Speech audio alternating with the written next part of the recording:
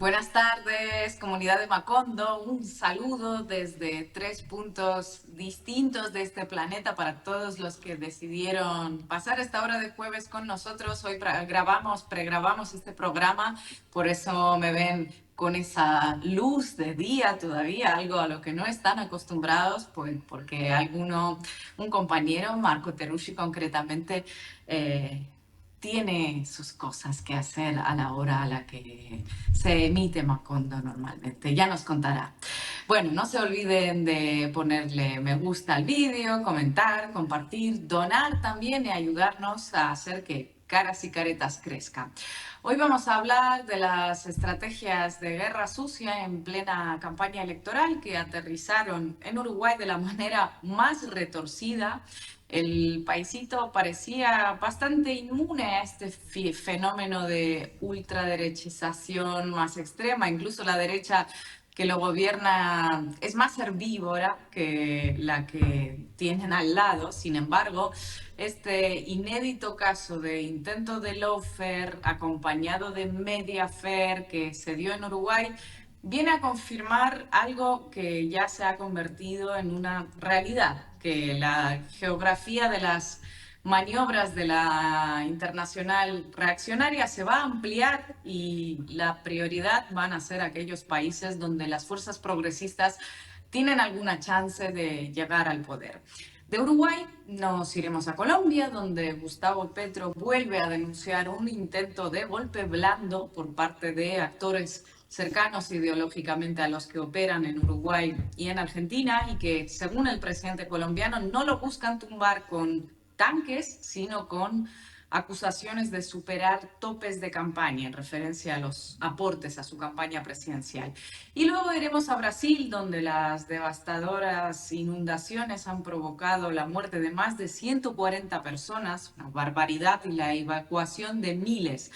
No son solo las lluvias, es el capitalismo y es el resultado de un negacionismo sistemático por parte de gobiernos locales y gobierno estatal en un momento dado, compinchado con los lobbies del agronegocio, los que provocaron todo esto. Un verdadero drama que está viviendo ahora mismo el estado de Río Grande do Sul, que es también en parte presagio de lo que puede pasar en el resto del mundo si se sigue apostando por opciones políticas que desprecian la vida y los derechos. Así que bienvenidos a este Macondo y vamos a comenzar.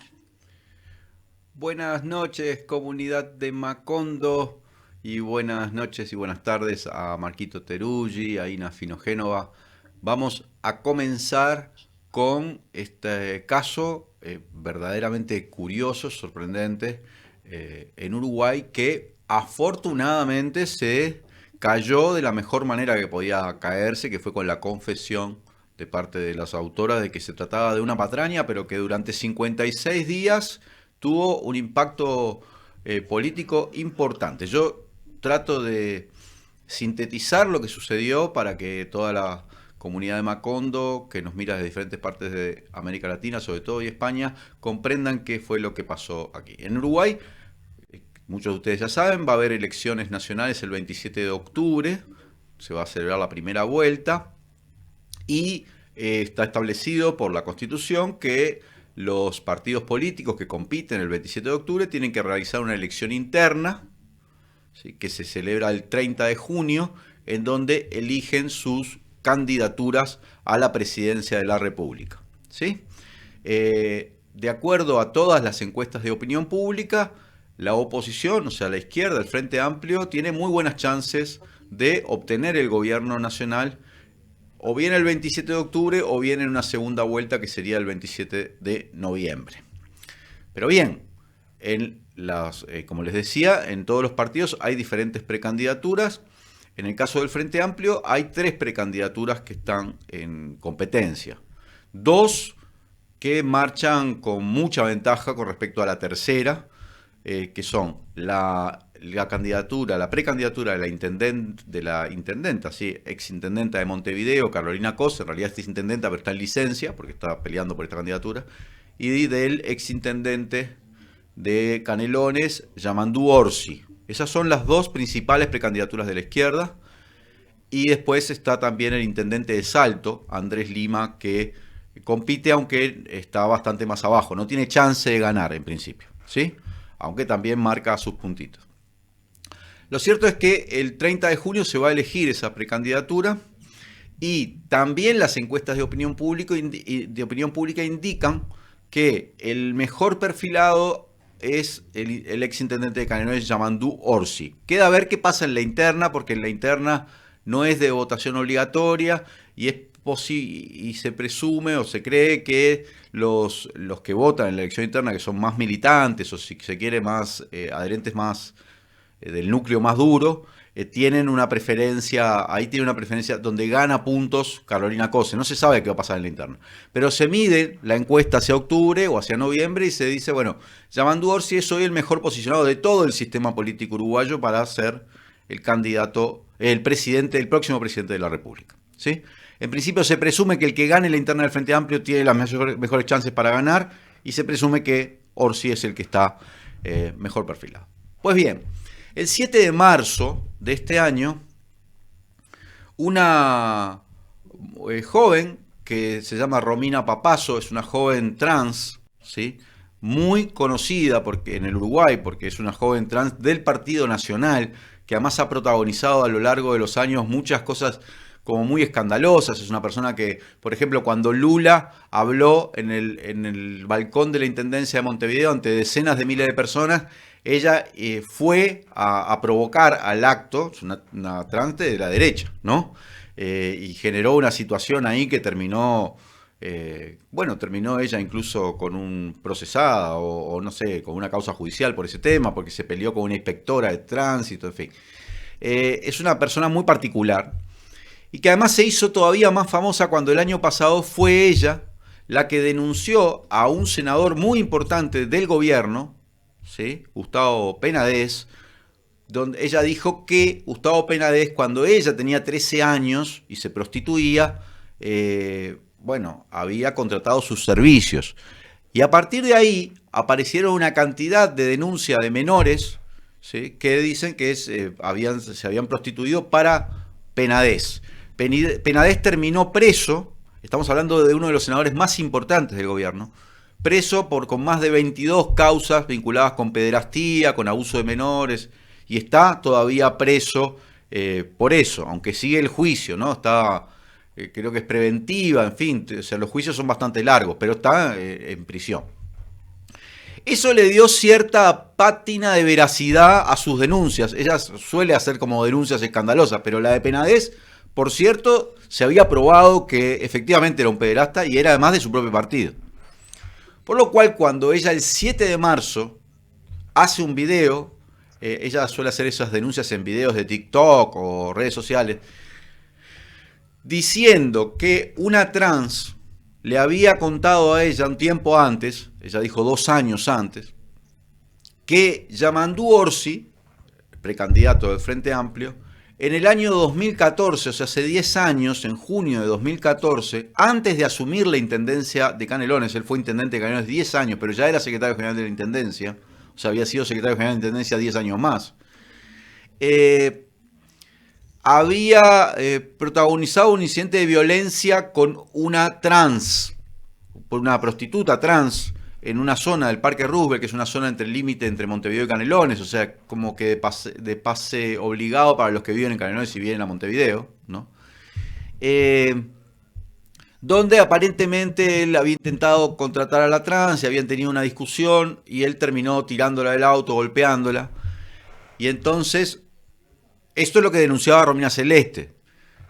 Pero hasta ese momento la trans no aparecía, la supuesta agredida.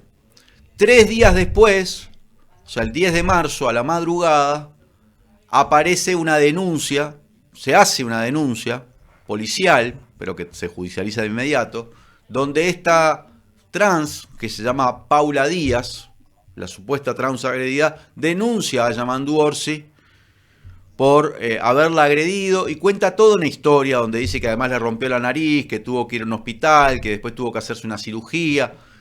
En fin, la policía le pregunta y la prensa también, porque al otro día da declaraciones a la prensa, ¿por qué no lo había denunciado antes? Ella dice que ella no conocía a Yamandu Orsi, que recién lo conoció durante la campaña, pero que al verlo en la campaña, yo que sé, en la cartelería, en la televisión, dijo, fue este hombre el que me agredió a mí. Bueno, esa denuncia se viralizó rápidamente en el Uruguay, empezó a correr por las redes sociales, ocupó la plana de los diarios, la televisión durante un tiempo importante, aunque Yamandu Orsi negó, en realidad fue hasta cuidadoso, dijo, yo no niego que ese hecho haya sucedido, pero ella está confundida de persona, si eso pasó no fui yo, ¿sí? Pero ustedes saben, una jueza, perdón, una fiscal, en Uruguay la investigación judicial la hacen los fiscales, fue la designada por la Fiscalía de Corte para investigar el caso, cayó sobre la fiscal Sandra Fleitas, una fiscal de la ciudad de la costa, o sea, de la zona esa que estaría el Roosevelt, ¿sí? Y esa fiscal hizo declaraciones rápidamente de que se iba a tomar todo el tiempo del mundo para el caso, y así siguió, 56 días eso en vilo. ¿Qué pasó ahora? Que hace unos días, el 3 de mayo, ¿sí? Romina Celeste, esta mujer le llaman Romina Papazo, le dicen Romina Celeste, salió en redes sociales a decir que toda la historia era falsa, que ella había sido objeto de una mentira, que estaba difundiendo una historia falsa que le había dicho esta trans, que no podían creerle a esa trans, que era una pasta basera, o sea que fumaba pasta base, Paco, ¿sí? Y que ahora iban a intentar involucrarla a ella. Y en efecto esto sucedió porque Romina Celeste hizo esa declaración pública porque 2 días después la Paula Díaz esta iba a ir a un programa de televisión muy conocido que se llama Santo y Seña, un programa que además muy de derecha,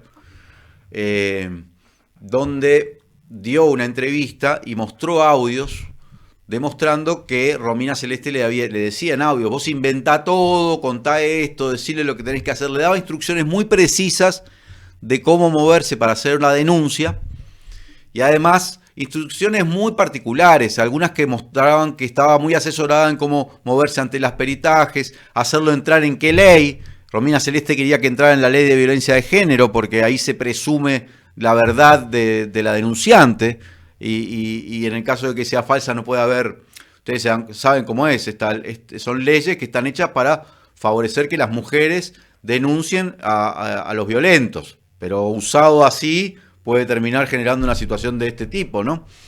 Y en los audios derivan en que tanto Romina como Paula sean formalizadas por la justicia.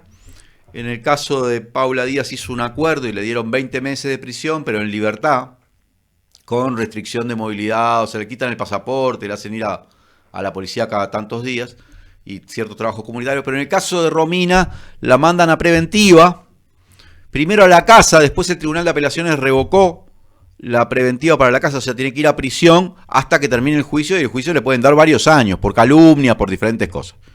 Cuando Romina se entera esta semana de que va a ir a prisión porque fue revocada la autorización para pasarla en domiciliaria, intenta suicidarse y está ahora en una casa de salud y bueno, va a ser evaluada por los peritos de la justicia a ver si puede o no ir a prisión preventiva o si tiene una situación psiquiátrica que lo impida. Ahora, si quieren voy parando y ustedes me preguntan cosas o dicen cosas porque yo no sé, es una historia que tiene su complejidad, pero yo soy así, ¿viste? Cuento y todo. Considero que hay que contar la historia en su totalidad, pero después, y después lo analizamos. Una sola pega que te pongo, si a mí me parece que sea trans o no, es absolutamente irrelevante. O sea, es una mujer que ha mentido, que ha reconocido la mentira. Entonces, el hecho de que repitamos en este programa tantas veces trans, trans, trans, creo que no le suma nada. Una cosa solo. Bueno, lo que pasa es que cómo se ha tratado el caso en el Uruguay, ¿no? Es muy Sí, yo particular el entiendo, pero caso a de mí me Romina parece que esto Celeste. precisamente, Lean, forma parte de lo perverso y de lo retorcido de todo el caso, ¿no? Que se usa, se instrumentaliza un colectivo históricamente vulnerable, históricamente discriminado, se instrumentaliza la violencia machista para atacar políticamente a un adversario, a una persona de izquierdas. Y creo que eso es parte de todo el problema, ¿no? Después, claro, podemos decir que son mujeres que han decidido prestarse a ello. También podemos, en el caso de Paula Díaz, pensar un poco de la que sale, que evidentemente es una situación de extrema vulnerabilidad, que ella dice que sí, que de hecho fue víctima de un abuso. El caso es que no fue este señor al que finalmente decide acusar, ¿no? En el conjunto con Romina Celeste. Entonces, me parece que es importante no hacer tanto hincapié en la Bueno, condición de esas personas, estoy de porque son acuerdo personas deshonestas sin en más. Podrían ser términos. trans, podrían ser mujeres, hombres o lo que sea. Personas que deciden prestarse pues a un delito, ¿no? En tema, ahí Para va. comentarlo. En condiciones, digamos, en abstracto, estoy de acuerdo contigo. En Uruguay jugó un papel importante el hecho de que Romina fuera trans. Porque toda la colectividad trans en el Uruguay, o la inmensa mayoría, es de la izquierda. O sea, este es un dato medio particular, lo de situación de Romina Celeste, es como jugó un papel eso. Pero está bien, saquémosle el asunto incluso el asunto de la veracidad de la denuncia de Paula Díaz. Si fue o no sucedió, es muy probable que haya sufrido agresiones en su vida porque se prostituía y en las condiciones de vulnerabilidad que vos bien describís. Pero ella hace una denuncia donde además dice cosas que después se revelan como falsas. Por ejemplo, todo eso de la rotura de la nariz y que fue a tal hospital y después a una clínica privada donde le hicieron una cirugía y después no está en los registros del hospital, tampoco en lo de la clínica privada. Los médicos dicen que esa cirugía que ella dice no se usa para esa lesión que ella comenta. O sea, hay muchas cosas que hacen dudar y además es probable que la historia haya sido completamente inventada y no solo ubicar a un sujeto en una historia real, o a otro sujeto, digamos, en una historia real. Pero más allá de eso, porque en lo que sí vamos a estar totalmente de acuerdo es que inmediatamente sucede esto, que se cae la denuncia, el equipo de abogados de Yamandu Orsi hace una conferencia de prensa. Una conferencia de prensa encabezada por el abogado principal de Yamandu Orsi, que es Jorge Díaz, que también es importante tener en cuenta que fue el fiscal de corte durante muchos años. Y que la derecha uruguaya en particular lo detesta, porque es que ellos consideran que puso a la fiscalía como a trabajar para, yo sé, los delitos de lesa humanidad, los delitos de este tipo de cosas, ¿no? O sea, lo toman, ¿no? Como Jorge Díaz dice que no sienten garantías con la fiscal que estaba investigando el caso, Sandra Fleitas. Recuerden, Sandra Fleitas estaba investigando este caso. Sandra Fleitas había sido, hasta hace un tiempo, la candidata de Cabildo Abierto, el partido más de ultraderecha del Uruguay, a la Fiscalía de Corte. O sea, es una fiscal muy politizada, que además dijo en medio de una campaña electoral: me voy a tomar todo el tiempo del mundo. O sea, como no estoy viendo que el tipo que está siendo atacado está en una campaña electoral y que le importa mucho que se resuelva rápido. O por lo menos que se investigue eso. Decretó de manera inmediata la reserva de todas las actuaciones, lo cual no es común, ¿no? En general en Uruguay la Fiscalía puede decretar reservas, pero lo hace sobre determinadas medidas de prueba para que el hecho de que se conozcan no termine siendo contraproducente, pero no sobre todas las actuaciones, impidiendo que la defensa de Orsi ingresara a la carpeta de investigación, que es un derecho que tienen las defensas. Y además se supo que la fiscal sabía desde el 27 de abril, porque Paula Díaz, después que hizo la denuncia, intentó ser ubicada por la fiscal y no la pudieron ubicar por ningún lado, por lo cual dieron cuenta a Interpol, por las dudas de que ella hubiese sido víctima de algo. Imagínense, estás haciendo una denuncia a un candidato a presidente y de repente, bueno, se pueden abrir muchas especulaciones. ¿Qué pasa? Que no aparece más, ¿no? Cuando Interpol logra ubicarla el 27 de abril, 8 días antes del programa de televisión donde Paula Díaz confiesa que todo era una patraña, ella va y da declaraciones en la oficina de personas buscadas de Interpol Y la fiscal, en algo bien raro, esta mujer Sandra Fleitas, va hasta ahí para cerciorarse de que esté bien y escucha la declaración. Y ya ahí Paula Díaz dice que ella no cree que haya sido Yamandu Orsi. Entonces dice el abogado defensor de Orsi, el equipo, ¿por qué si la fiscal sabía 8 días antes de que trascendiera públicamente que ellos habían desmentido, no había archivado el caso, lo había dejado abierto artificialmente? ¿Sí?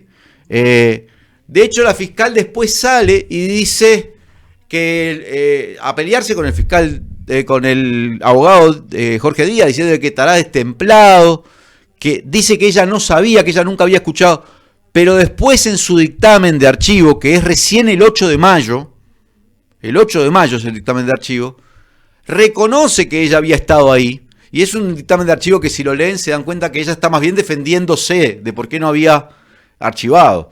O sea, es muy complejo también el tema de la fiscal. Pero ahora dice la fiscal, estoy seguro que hay alguien detrás. ¿Qué pasa? La hipótesis que tiene el equipo de Orsi, y que tiene Orsi, y que tiene todo el Frente Amplio, es que esto no pudo haberlo armado Paula Díaz y Romina Celeste. Porque en una investigación paralela que hizo el equipo de Orsi, dado que la fiscal no estaba, ellos entrevistaron a 15 mujeres que ejercían la prostitución en el Parque Rubén en la época.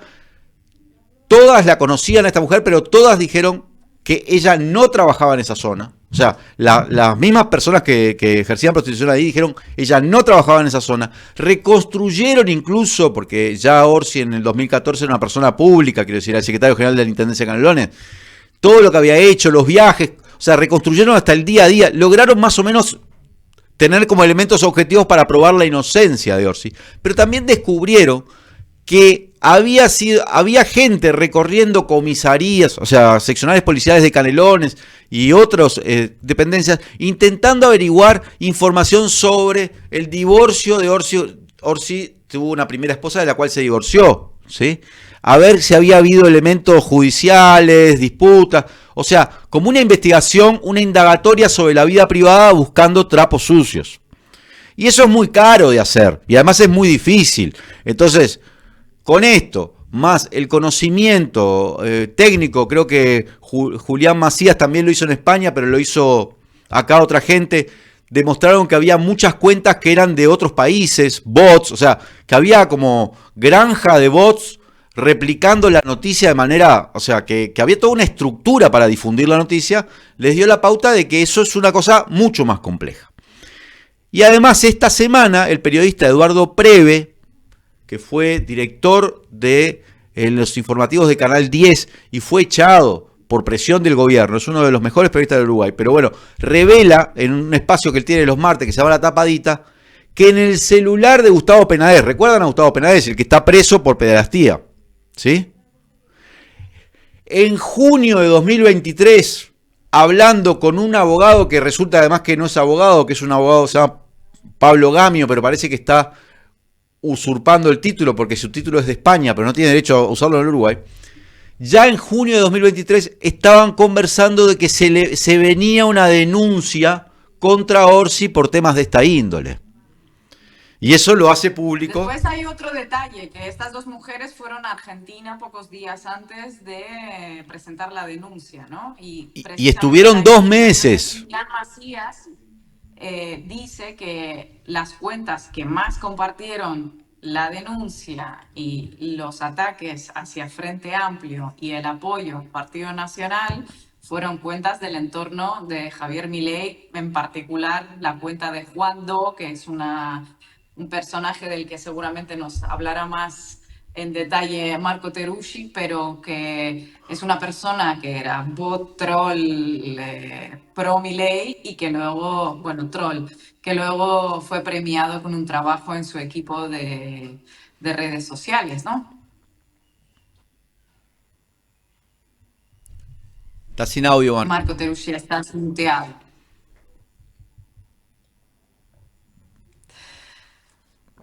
Bueno, para mientras Marco consigue audio, sí, estuvo 2 meses.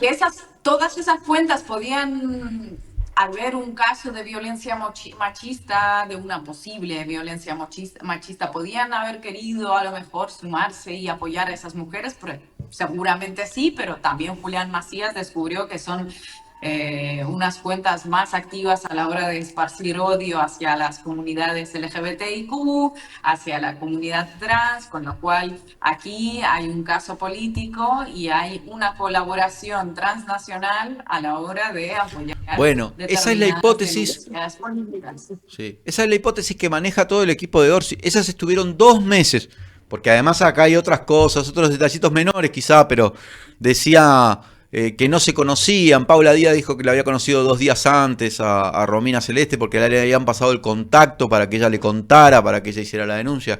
Y después resulta que viajaron juntas a Argentina 2 veces.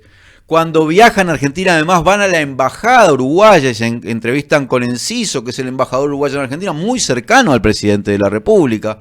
Es muy conocida. Ella tenía una lista del Es Partido como, Nacional autorizada. sí, o sea, es como quién es, vale, Romina Papá, solo mi Romina Celeste es una política de un partido uruguayo, pero Paula Díaz, ¿cómo puede ser que una persona random llega a un país y ya le abren la puerta en una embajada? Yo Dos es que yo meses voy a estuvieron. X país y no puedo presentarme así nomás en la embajada de Rusia a un encuentro. En todo caso, en el consulado para hacer un trámite, como mucho, ¿no? Bueno, es raro, sí, pero además la hipótesis que tienen, claro, porque acordate que en Argentina está Cerimedo, todos esos que han trabajado las campañas sucias tanto en Brasil como en Argentina. Y además, otra cosa que dice Díaz es el nivel de instrucciones que le daba Romina a Paula, denotan un conocimiento muy profundo de los procedimientos de pericia y cosas, algunos muy técnicos, como para que lo conozca la gente, digamos, el común de la gente. O sea, esto estuvo más preparado. Ahora, dice ahora la fiscal Sandra Fleitas que ella está convencida de que hay algo detrás. Pero sale el presidente de la República y hace declaraciones. Lo encuentran como siempre saliendo, no sé, la inauguración de la fiesta del pollo, ese tipo de cosas que hace la calle Pou, ¿no? Y entonces habla así como se mueve el pelo, medio canchero, y dice, no, es horrible esto que le hicieron a Orsi, pero mucho peor es que Orsi sugiera que que hay algo político partidario detrás. Orsi nunca había dicho En eso. este tipo de casos siempre hay algo político partidario detrás y mucho más sería una coincidencia enorme que no hubiese nada en plena campaña electoral. A ver Pero, qué opina Marco Teruggi, perdón. porque se nos está acabando el tiempo para Dale, dale. para este tema. No, a mí me da la impresión que la mentira tiene patas cortas, como dice el dicho, y evidentemente en Uruguay más cortas aún, y rápidamente se empezaron a ver todas las costuras de la operación hasta que quedó en evidencia todo. Lo que más me llama la atención, para ser sincero, con cierta envidia, es como la sorpresa que percibo que hay en Uruguay respecto a esto, como declaraciones de tipo, esto no puede pasar en Uruguay, no pueden venir este tipo de acciones acá, gente en televisión hablando de campañas negativas como un hecho, como, che, esto existe. Digo esto desde la otra orilla, bueno, ahora estoy en la ciudad de Rosario, donde esto es como moneda de todos los días, o de cualquier campaña política, o casi cualquier campaña política, donde sobreabunda en el cotidiano y en el momento electoral campañas negativas, campañas lado B, operaciones. No sé si envidiar la democracia y la comunicación uruguaya, donde están como descubriendo como el último reducto de una democracia relativamente sana. Tal vez estoy muy envidioso porque estoy viviendo esta época tan distópica en Argentina, que esto pasa. Y me parece como muy interesante la reacción de no permitamos que esto se instale, como mantengamos reglas de juego donde no embarremos a todo el mundo. Quiero decir que esto es tan viejo como un documental que voy a recomendar que se llama El Cártel de la Mentira, que es un documental que cuenta la operación que le hicieron a Evo Morales, inventándole un hijo con una señora, que está en YouTube para quien lo quiera ver. Digo, esto tiene años haciéndose y ahora Uruguay está como frente a eso, en un momento donde el Frente Amplio está encabezando, estaba viendo las últimas encuestas y según la encuestadora Factum, 48% votaría al, perdón, estaría ganando el Frente Amplio. No sé si es así, si tienen esa democracia aún tan sana que les sorprenda este tipo de operaciones. Lo digo con toda envidia.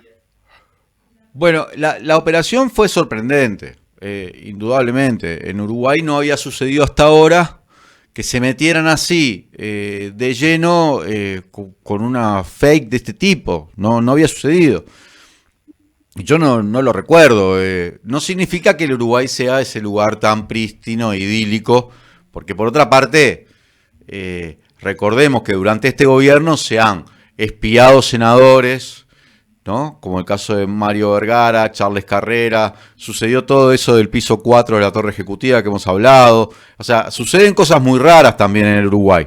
Pero en una campaña que salgan a hacer una denuncia de este tipo, y no había pasado nunca. Nuevamente, por suerte se desmontó. Por suerte no. Tampoco es claro por qué se desmontó, ¿sí? No sabemos por qué Romina y Paula echaron para atrás. Probablemente porque se vieron cercadas por investigaciones que se iban haciendo que iban a demostrar que ellas estaban mintiendo, y ahí se produce la división entre las dos a ver quién había sido la responsable, el autor intelectual. Que, bueno, si bien Paula fue condenada, está en domiciliaria, o sea,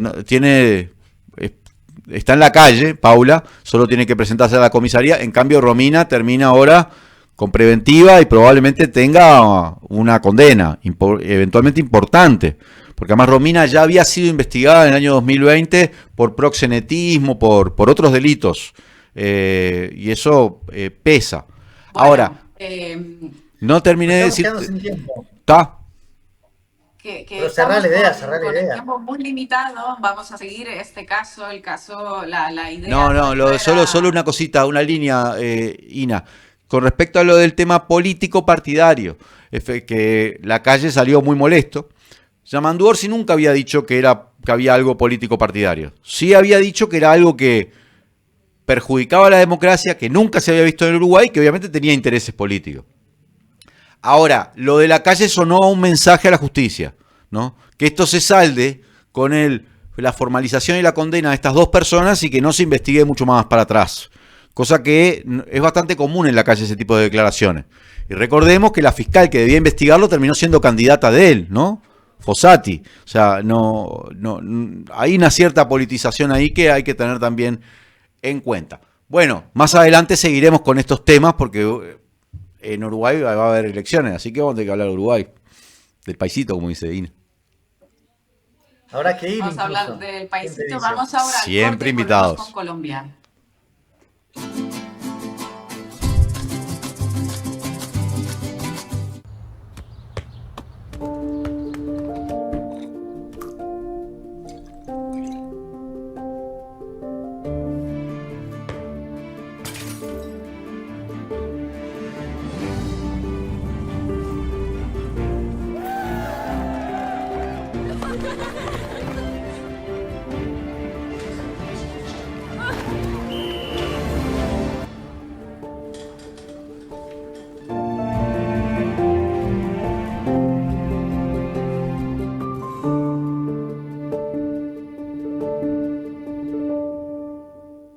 Los uruguayos tenemos un montón de soluciones.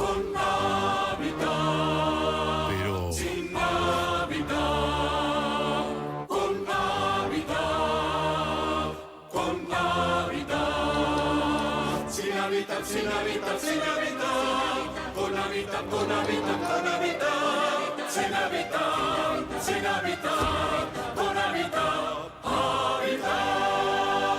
Si en 30 años te brindamos todas estas soluciones, imagínate cómo serán los próximos. Vamos por más. En un mundo saturado y hasta abrumado por la información, es vital apoyar un medio de comunicación alternativo que desafíe el status quo, que aporte una perspectiva diversa para pensar de forma crítica y hacer aportes a la construcción de un futuro más sustentable. Es una voz para aquellos que no tienen voz en los medios hegemónicos. Es una plataforma para las ideas innovadoras y las voces disidentes.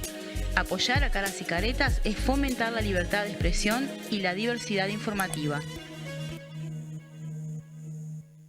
A veces estamos muy en la chiquita. Y si no, mira, Sí, ponele choclo, picles, ¿te gustan? Dale, ponele todo. Total es gratis. Estamos tan en la chiquita que barremos cualquier tipo de límite. ¡Epa! ¡Qué boquita! ¿Eh? Pero, aunque parezca que hasta los más chiquitos están en la chiquita, solo parece. Tomá, pateala, campeón. Porque los uruguayos somos grandes. De corazón, no estés en la chiquita. Pensá en macro. Cuanto más compras, menos pagás. Macromercado es negocio. En lo que va del periodo, el recorte en la ANEP supera los 150 millones de dólares. Pueden y deben rendir más.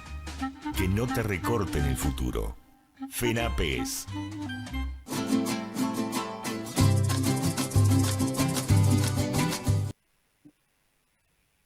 Volvemos con Macondo y nos vamos de Uruguay y vamos a subir un poquito en el mapa hasta llegar a las maravillosas tierras de Colombia. País extraordinario, si lo hay, país difícil, si lo hay, donde, entre otras cosas, está por cumplir 2 años el gobierno de Gustavo Petro y Francia Márquez, como pasa el tiempo. Yo recuerdo que cuando empezamos Macondo era más o menos en esa fecha, de hecho, hace 2 años era la campaña como tal, y vamos a hablar de lo que ha sido la denuncia que ha hecho el presidente Gustavo Petro acerca de el desarrollo de un intento de golpe de Estado, golpe blando en su contra. No es la primera vez que hay una denuncia de esta naturaleza, es decir, que viene alertando Petro acerca de que hay factores de poder que están trabajando, conspirando, operando, no solamente para impedir que haga las reformas, uno diría reformas antineoliberales, para desmontar el modelo heredado, sino también denuncias de que hay sectores que quieren acortar su tiempo democráticamente electo para que sea presidente. Yo le preguntaba a una compañera que está en Colombia, che, ¿cómo ves esto del golpe? Y me decía esta siguiente respuesta que me parecía bastante gráfica. Me decía, es mejor en Colombia pasar de paranoico que de ingenuo. Y me parecía cierto, porque si algo uno no puede hacer en Colombia es subestimar la capacidad, la violencia y la voluntad de mantener el statu quo por parte de las fuerzas de la derecha, el uribismo, así conocido, y sus aliados. Pero para conversar del tema está con nosotros el escritor colombiano Iván Olano, que quisiera, bueno, primero darle las gracias por estar acá y preguntarle si pudiera explicar en qué consiste esta denuncia que hace Petro, qué elementos de crisis, emergencia hay en lo que dice, qué elementos de señal acerca de lo que podría estar por venir, qué nivel de ejercicio de pedagogía política hay en esto. Bueno, todas esas preguntas juntas para entender por qué el presidente de Colombia está diciendo que hay un intento de golpe en su contra. Buenas noches, Iván, bienvenido a Macondo. Buenas noches, compañeros. Muchas gracias por la invitación. Y estoy de acuerdo, Marcos. O sea, fundamentalmente, la denuncia siempre ha estado ahí porque la posibilidad siempre ha estado ahí. Y sí es importante que no perdamos de vista la historia de violencia colombiana y la excepcionalidad de este nuevo gobierno en el que, bueno, todas estas fuerzas oligárquicas están haciendo todo lo posible, permanentemente explorando a ver qué está sucediendo. Explico brevemente qué es lo último, y es esta ponencia de 2 magistrados del Consejo Nacional Electoral, en el que plantean una serie de violaciones por parte de la campaña a la presidencia de Gustavo Petro y Francia Márquez de unas normas establecidas, una violación de topes, supuestamente una violación de topes de los aportes, una omisión de pagos pensando en los testigos electorales, y una financiación irregular por parte de 2 sindicatos. Claro, el proceso es complicado porque a partir de ahí, según la ley colombiana, ahorita el 21 de abril hubo una inmensa marcha por parte de la oposición en la que todos salían, llamamos ahorita la marcha de los ataúdes, ¿no? Porque además tenían el gusto tan propiamente colombiano de salir con ataúdes cargados, hablando abiertamente de un magnicidio contra Gustavo Petro. Esto es un tópico latinoamericano que todos conocemos de sobra. Y mencionaban el artículo 109 de la Constitución, que plantea que la violación de los topes máximos de financiación de las campañas, debidamente comprobado, será sancionado con la pérdida de la investidura o del cargo. Y entonces están aferrando a esa idea y bueno, y aparece la posibilidad de que después de esta ponencia se avance un proceso en la Comisión de Acusaciones de la Cámara de Representantes, luego una aprobación en la plenaria de la Cámara de Representantes y luego pues un juicio político de Gustavo Petro en el Senado con su eventual destitución. Ese escenario es muy lejano y muy complicado en Colombia. Ahora bien, la amenaza de golpe de Estado siempre está ahí, tenemos que tomarla muy en serio. Yo diría, proponiendo acá en la discusión, compañeros, interpreto posturas distintas de parte de las derechas colombianas y yo creo que la oligarquía colombiana, ¿no? Los grandes personajes del viejo régimen, les interesa el golpe blando como exploración, como posibilidad, como amenaza, pero yo dudo que lo vean ellos como algo efectivamente realizable. ¿Por qué? Bueno, aquí habría que pensar de dónde venimos. Venimos del estallido social de 2021, venimos de un ciclo creciente de movilizaciones, venimos de una efervescencia del pueblo en las calles sobre la cual habría mucho que decir, y este gobierno es la constatación de ese nuevo tiempo político en el que hay un pueblo dispuesto a salir a las calles. La oligarquía colombiana, los grandes representantes del viejo régimen, yo creo que son perfectamente conscientes que un golpe contra Gustavo Petro significa un costo económico, político inmenso, ¿no? No sabemos las consecuencias y sabemos perfectamente que los grandes capitales no se pueden permitir una parálisis del país. Yo creo que los personajes no están pensando realmente en un golpe porque saben su costo y les interesa más bien es el ruido mediático, la derrota mediática y simbólica, la parálisis de la reforma sobre todo y el agotamiento, en fin, del proceso en medio del ruido, hasta el punto de que lleguemos pues a una eventual restauración del viejo régimen en 2026. Esto hablando pues de oligarquía colombiana. Ahora, hay unos personajes que sí hay que tomarse muy en serio y que sí fantasean con un golpe blando e incluso con más, con un golpe fuerte militar. Estaba viendo que hace unos días una cosa muy sintomática del nuevo gobierno, el comandante de las fuerzas militares hizo un llamado a las filas a no meterse en la discusión y en el debate político, porque desde luego hay cabezas calientes, ¿no? y que están estimulando no solamente la idea del golpe blando, sino de una involucración mayor de las fuerzas militares en un eventual golpe más fuerte.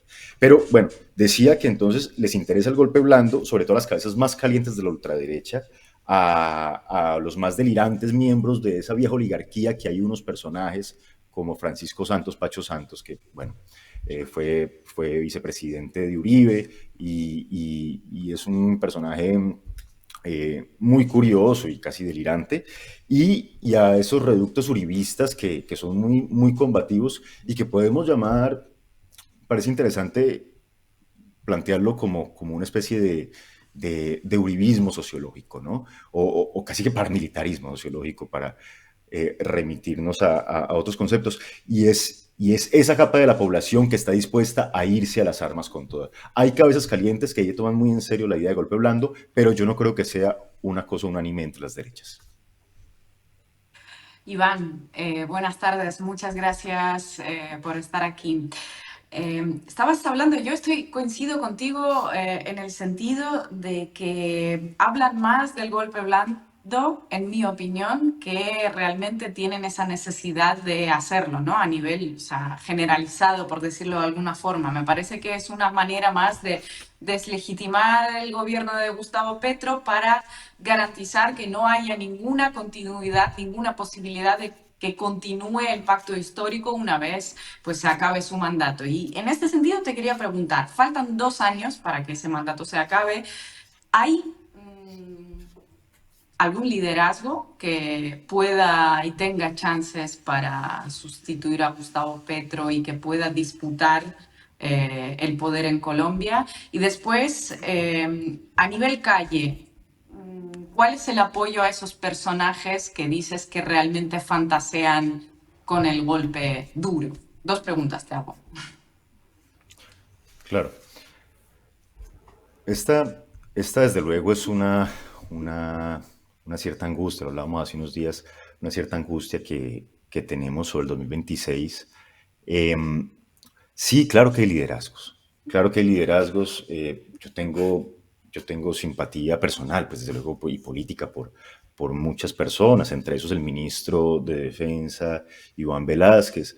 Em, hay gente, pero desde luego no tenemos nadie en este momento con la acogida popular, el cariño popular de Gustavo Petro, y ahí nos sentimos desde luego un poco desubicados, y muchas fuerzas se van a mover esos 2 años, hay muchas apuestas al respecto, pero habría que decir de todos modos que si las fuerzas progresistas de izquierda, movimientos sociales, no tenemos una persona, un hombre, una mujer con el perfil de presidencial en estos momentos, eh, y tal vez eso no sea necesariamente un problema, hay que decir que la derecha tampoco lo tiene, ¿no? La derecha está incluso más perdida.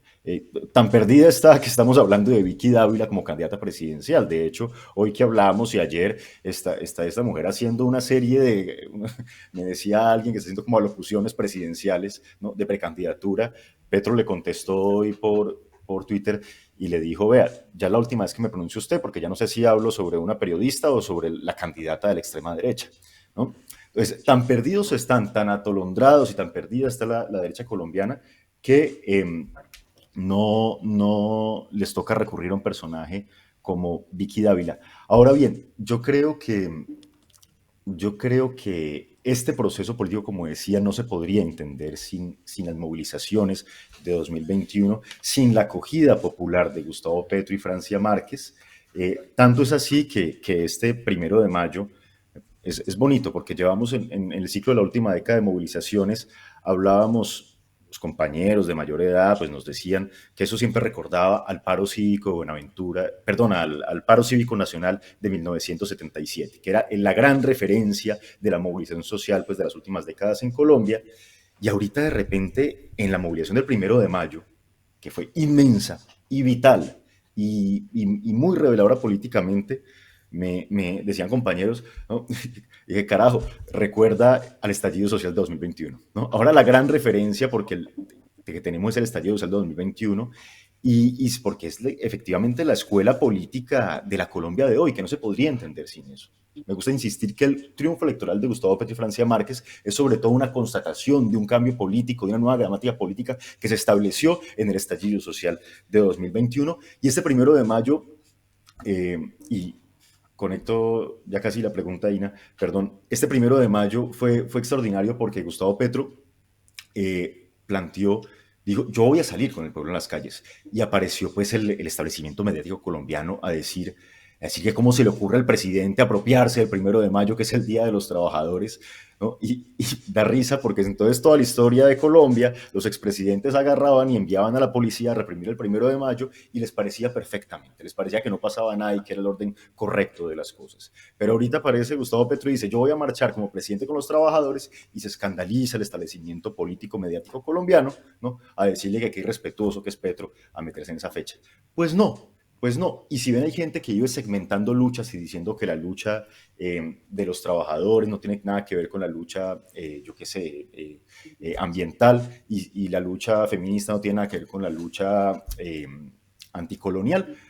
Hay otras personas más lúcidas, a mi juicio, que nos hablan que estamos enfrentando pues un proyecto de dominación sistémico y tenemos que coordinar luchas, tenemos que unir luchas. Pues bien, Gustavo Petro aparece ese 1 de mayo y dice: en el día de la fecha mundial, la fecha icónica de los trabajadores en el mundo, vamos a no solamente reivindicar los derechos laborales y la reivindicación histórica de la clase trabajadora, sino que además vamos a traer a colación las reformas urgentes que tenemos en Colombia. Entonces vamos a marchar, a hablar también de la reforma pensional, la reforma laboral y la reforma a la salud y un largo etcétera. Pues bien, fue un 1 de mayo estremecedor de lo grande, que nos recordó al estallido social de 2021, que nos recordó el lugar que tiene el pueblo en las calles, el potencial de movilización, y que bueno, que se analiza junto al 21 de abril, que fue la marcha de los ataúdes de la derecha, pues hay que pensarlo como bueno, que Colombia de todos modos está avanzando un poquito en el proyecto democrático porque nos estamos enfrentando en marchas y por lo menos no salen muertos de ahí, no salen gente mutilada y como siempre hemos visto.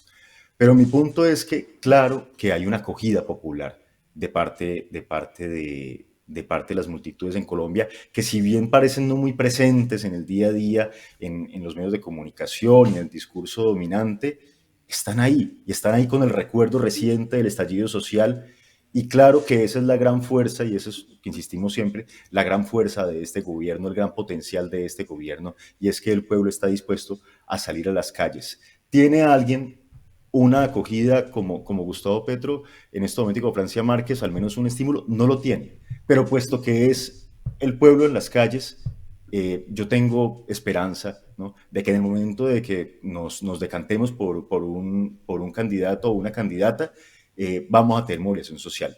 ¿Tiene en la derecha, y la pregunta de Inar específicamente esta, ¿tiene la derecha un personaje con esa acogida popular? No, definitivamente mi respuesta es no, no la tiene. Ellos no tienen las calles.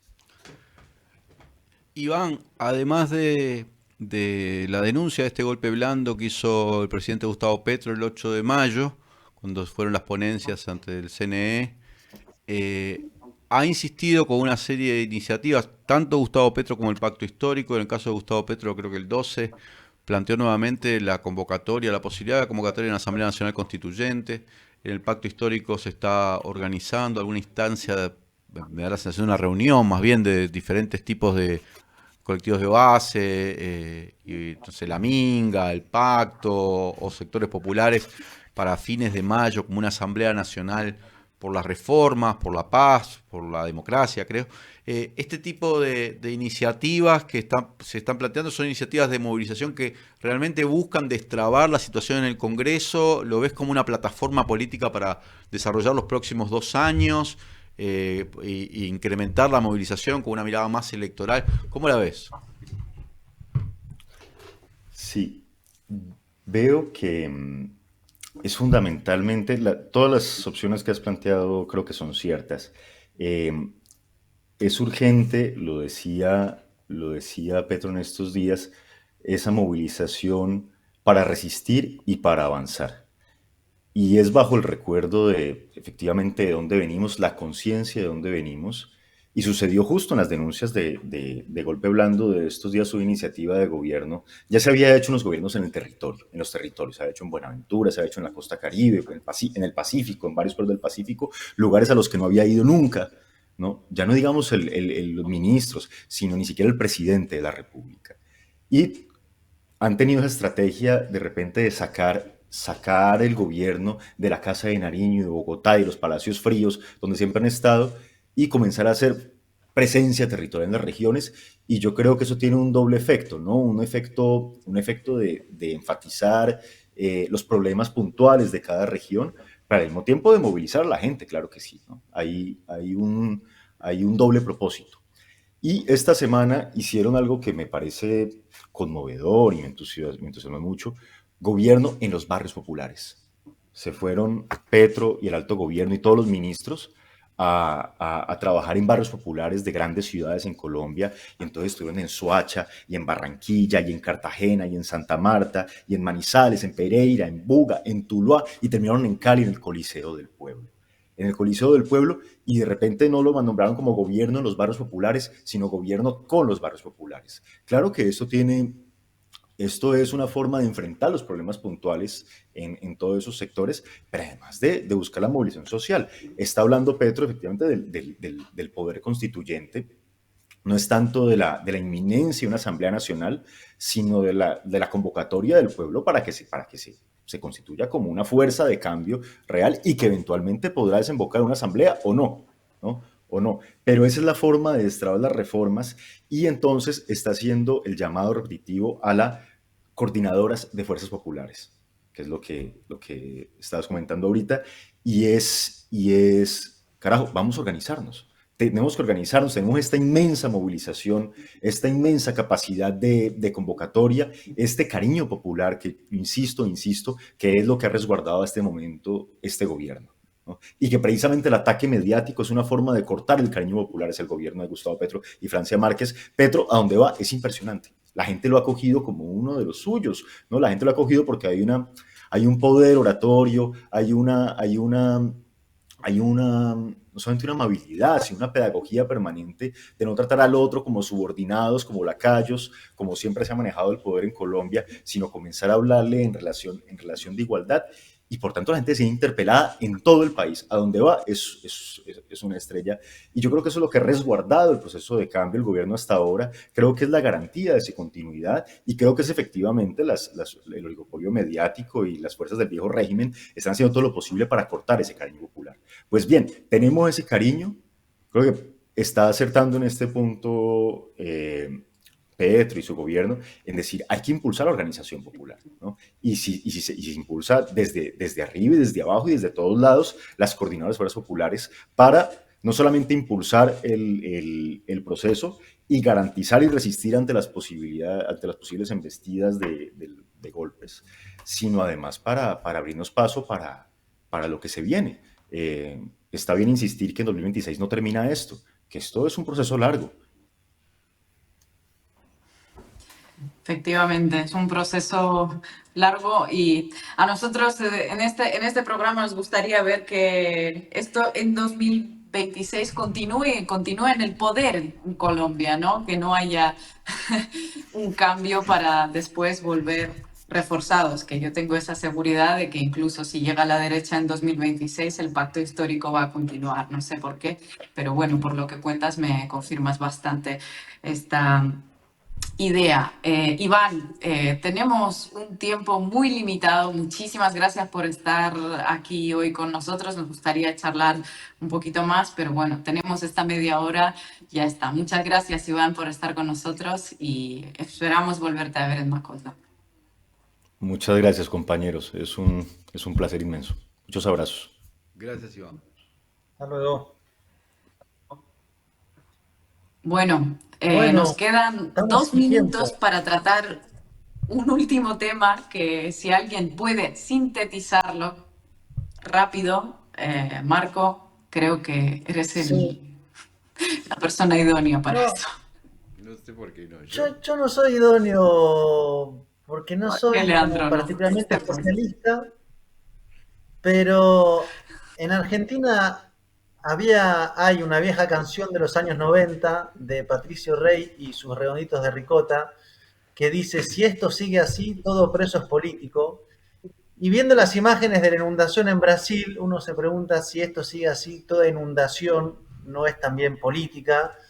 En vista de la dimensión y lo grave que está pasando en el vecino país, de hecho una inundación que ya está tocando Uruguay, está desbordándose hacia Argentina también, ¿dónde cabe esta pregunta? ¿Cuánto tiene que ver con un problema de un exceso de lluvia que a su vez está producido por el cambio climático y cuánto a su vez hay de negligencia urbanística, política, de gobiernos que han negado el cambio climático como el saliente de Jair Bolsonaro, lo cual da lugar a una combinación de variables que han arrojado imágenes terribles, de 80.000 aproximadamente refugiados, más de 140 muertos, Porto Alegre bajo el agua, literalmente, policías patrullando arriba de motos de agua, como una película distópica, porque en medio de esta tragedia hay saqueos, también hay solidaridad, porque hay muchos refugios y gente que ha viajado de todo Brasil para dar una mano con los damnificados.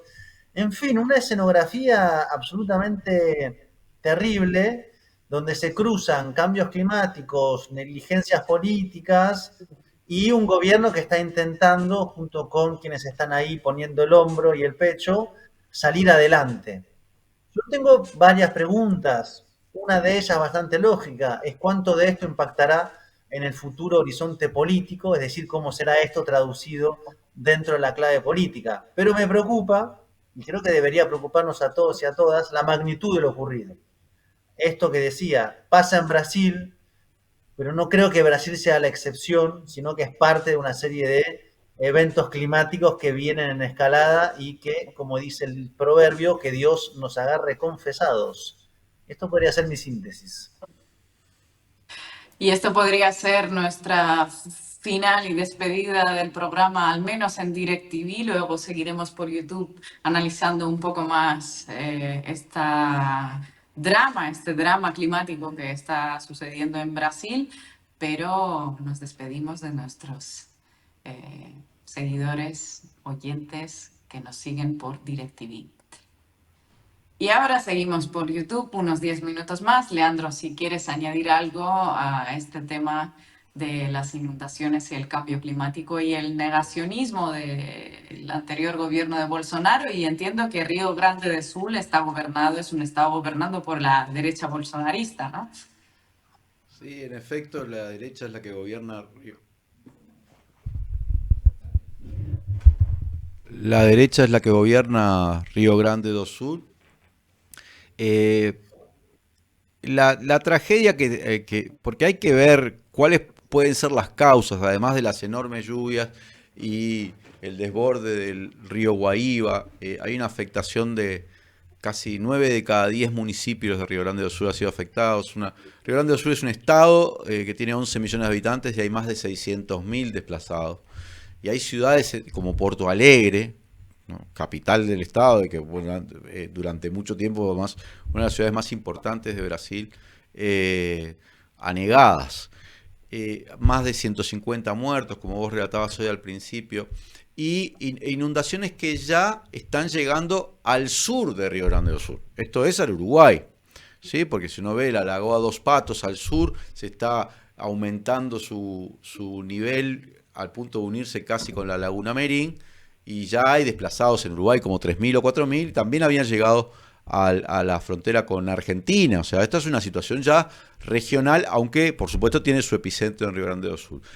Más allá de la responsabilidad de toda la agroindustria, todos esos aspectos de cambio climático que se quieren negar, quiero mencionar, porque me parece impactante, el nivel de ayuda tanto del gobierno federal brasileño, como 9.000 millones de dólares, como la reacción inmediata del banco BRICS, presidido por Dilma Rousseff, que por otra parte proviene de esa zona, de Río Grande do Sul, que hace un desembolso de más de 1.000 millones de dólares, no simbólico, para ayudar a la región. Me parece que es bien importante esto. Lula viajó ya 3 veces, la solidaridad de todo Brasil es muy importante, pero también hay un enfoque que estás asumiendo y que me parece que hay que destacar, tanto de Lula como de Dilma Rousseff, de poner todas las fuerzas de Brasil a resolver una situación que es dramática, que es completamente dramática, y que el bolsonarismo nunca puede aceptar, tiene que asumir siempre que es un problema de las inclemencias, un fenómeno completamente histórico, y donde obviamente son consecuencias de los eventos extremos que están sucediendo. Recuerden, el año pasado, Ina, lo charlamos acá, Marquito, Uruguay estuvo, la zona sur del Uruguay estuvo más de 70 días sin agua potable, porque no llovía. Pero si es que es la consecuencia de un mismo evento, de una misma negligencia, de las emisiones de CO2, de dióxido de carbono que se producen en parte por la quema de los bosques amazónicos, de la deforestación. Y nada, Argentina se queda sin cosecha el año pasado, sin dólares, Uruguay se queda sin agua y Brasil está inundado. Es todo parte de un mismo fenómeno climático que a lo largo de muchos años en Brasil con Bolsonaro se ha estado negando. Y es más, ¿cuánto ha incrementado la deforestación entre 2019 y 2020 por los lobbies agro que tenía Bolsonaro, que influenciaron un 300%, una barbaridad? Y cuando las entidades científicas denunciaron esa realidad en Brasil, ¿qué hizo Bolsonaro? Actuó despidiendo al director del instituto, no me acuerdo, era un instituto ahora lo averiguo, pero era una cosa de ONG, una ONG Mientras grandes señores del sector agro celebraban días de fuego y todo eso. No sé si se acuerdan, eso sucedió en pleno mandato de este señor. Sí, Quiero decir, el agua, la escasez de agua en Uruguay Sí, lo que es quiero parte de lo mismo, es no, consecuencia de no lo es para... mismo. Solo creo que este fenómeno de los eventos extremos es un fenómeno no solo regional, es un fenómeno mundial y que también obedece, por supuesto, a conductas regionales o locales, como a fenómenos que trascienden. Aunque vos hagas todos los deberes bien en Uruguay, te puede caer cualquier evento, porque Uruguay es un rinconcito y depende de muchos otros procesos que se dan en otros lugares. Lula, por ejemplo, durante estos 2 años se ha visto que se ha disminuido mucho la deforestación, de hecho hay como una reversión de ese fenómeno que estuvo durante el gobierno de Bolsonaro, pero ya vemos lo que son estas inundaciones o lo que fue la sequía o lo que podemos esperar. No fue hace mucho también, el año anterior, fueron aquellos incendios en Chile, pero brutales. Y en Argentina también. ¿No? O sea, suceden eventos que es innegable a esta altura. Acá en Uruguay, por ejemplo, a veces en este mismo año, después de la sequía, vinieron también lluvias que a veces llueven, se llaman como eventos más 100, que desde el punto de vista de la estadística de los meteorólogos dice que ocurren una vez cada 100 años y ocurren acá una vez cada 2 meses a esta altura. O sea, ha cambiado muchísimo el clima en los últimos años, es innegable eso. Los negacionistas niegan algo que es evidente para cualquiera que está observando, incluso los legos, lo que no sabemos, no tenemos especialidad técnica en estos temas. No, es que hace falta inversión pública, hace falta Estado, hace falta políticas, hace falta prevención, hace falta una serie de anticipaciones, amén de la gran política que está afectando y produciendo estos eventos como la deforestación, en el ámbito territorial hace falta políticas. Ahora están saliendo las primeras investigaciones sobre qué falló, qué no se hizo, qué faltó hacer para prevenir este tipo de acontecimientos. Me parece que ahí hay una tragedia y en el caso de Argentina estamos en la doble tragedia. Un negacionista del cambio climático que está desinvirtiendo todo lo estatal. Así que ojalá no nos agarre un acontecimiento de esta naturaleza porque tendremos muy poco para hacerle frente. Nos quedamos sin tiempo. Nos vemos el jueves que viene, muchachos. Nos vemos.